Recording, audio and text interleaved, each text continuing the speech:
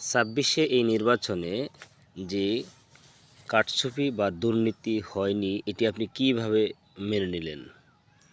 এই যে দিনের বেলা আমরা যে সমস্ত ভিডিওগুলো দেখলাম, ভাইরাল হয়েছে একাধিক সিল মারা ব্যালটে, তারপর ব্যালট বক্স নিয়ে দৌড়াদৌড়ি করা, তারপর কেন্দ্র দখল করা, অনেক শতাধিক বললে ভুল হবে, অনেকগুলো দেখলাম কেন্দ্র দখল করার জন্য সর্বোচ্চ চেষ্টা, এবং তারা করেছেও।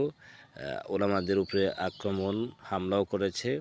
তারপর সবচেয়ে বড় বিষয় আরেকটা হচ্ছে, যখন ভোট গণনার সময় তখন যে লং সময় নেওয়া, ধরেন ২৬০০ ভোট গণনা করতে যদি 4-4.5 ঘন্টা লাগে, আর এভাবে প্রত্যেকটা কেন্দ্রে প্রত্যেকটা জায়গাতে যদি ভোট গণনা করতে যে সময়টা তারা ব্যয় করেছে, এই সময়টা যদি লাগায়, তাহলে আমি কি ভাবতে পারি, কি বুঝতে পারি যে দুর্নীতি কিভাবে করা যায় আর কিভাবে করা যায় না, এটা আমরা দূরের থেকে বসে বিবেচনা যতটুকু আমরা আছে তাতে আমরা বুঝতে পারি স্পষ্ট এটাই, যে ভোট কারচুপি করার জন্য সর্বোচ্চ তারা চেষ্টা করে তারা সামনে অগ্রসর হচ্ছে।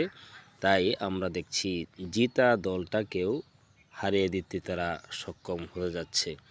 এজন্য আমি মনে করি যে এই ২৬-এর নির্বাচনে যে কারচুপি হয়েছে, দুর্নীতি করেছে বিএনপি, তা বিগত স্বৈরাচার আমলে যে দুর্নীতি করেছে তার চেয়েও কোনো অংশে কম না। সেই হিসাবে আমরা এই নির্বাচনে সুস্থ নির্বাচন হয়েছে এই কথাটাকে আমরা মেনে নিতে পারছি না, এবং একতরফায় রাজনৈতিক মাঠে দুর্নীতি তারা বিএনপিরা করেছে, এটার জন্য আমরা ঘৃণা প্রকাশ করছি।